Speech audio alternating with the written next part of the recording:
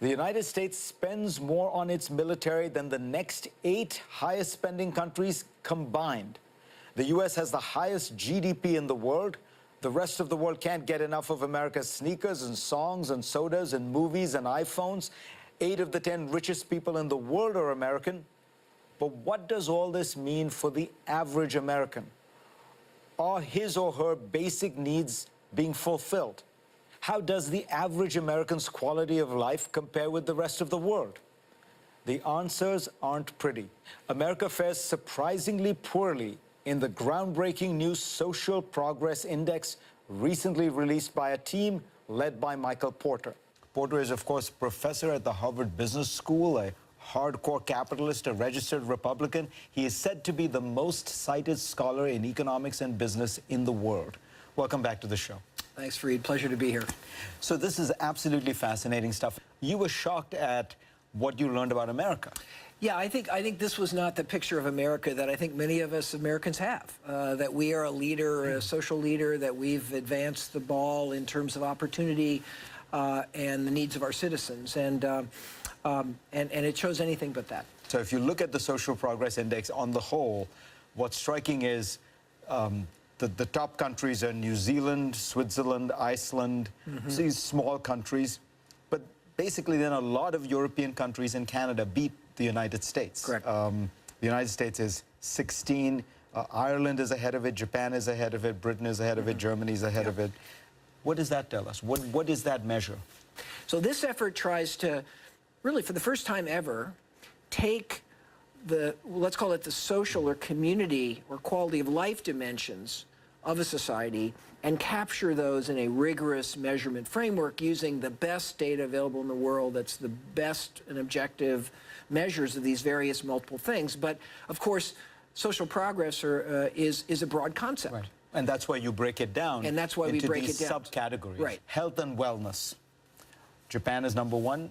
Italy is number 2. Switzerland is number 3. You have to go all the way to 70 to get to the United States. It's an area where the U.S., if you actually look objectively, we're just not delivering. We actually spend the most money on this of any country in the world, probably in all of recorded history in terms of our healthcare budget every year. But in terms of the actual outcomes, and that, by the way, the Social Progress Index measures the outcomes you achieve, right. Not how much you spent, not how much you care, not whether you have a big heart and right. want to be a good guy. Mortality rates, obesity life expectancy, rates. Obesity, right. Child mortality. Right, and it turns out that we're number 70 in the world. What I was struck by is you look at the countries that are around that number. Yeah. It's Iran, it's Kuwait. Right, I mean, there's no European country. No European country. So close. we're way below the Europeans on that. Now, healthcare, I think people understand we do badly. At least a lot of people understand it. Right. Here's one that I was struck by: access to information and communications. Right. We think we are the most networked, plugged-in society, and if you look at our top 5%, I suppose that's true. But again, if you look at the rankings, and I looked at how you measured, this was very rigorous. This is all very quantitative. Iceland is number 1. Norway is number 2. Sweden is number 3. To get to the United States, we have to go down to 23 on access to information and communications. Yeah. Did that surprise you, and what does it tell you? It does surprise me. I mean, again, at some level in America, we have incredible access to information and communication. But if you look at objective measures of whether that's penetrated very broadly throughout our population and to really all of our citizens, that's where we start to come up short. Our mobile telephone subscriptions. On that particular sub-metric, we're 83. Even on press freedom, where we are the land of the free, But if you actually look at, in the nitty-gritty on the grassroots level, the international objective ranking systems show us to be, 21st. On this overall category, Jamaica scores higher than the United States. Exactly. We're between Jamaica and Latvia. And Latvia, yeah. Access to basic knowledge, another category which I was fascinated by. Number 1, Japan. Number 2, New Zealand. Number 3, Norway. 39, the United States. And again, if you look at the company we keep there, Cuba is ahead of us, and Georgia is just behind us. And that gets to things like really the enrollment in primary school. Now, of course, most Americans go to primary school, but the percentage that do is actually not that high relative to some of the other countries. Enrollment The in dropout secondary rates, school, right? The dropout rates for secondary school are very high. very high, and so you start to see that. I think we as Americans don't necessarily see ourselves the way we really are. You know, we have this sort of idealized view that we pioneered all this stuff, you know, the universal education and press freedom, and we did.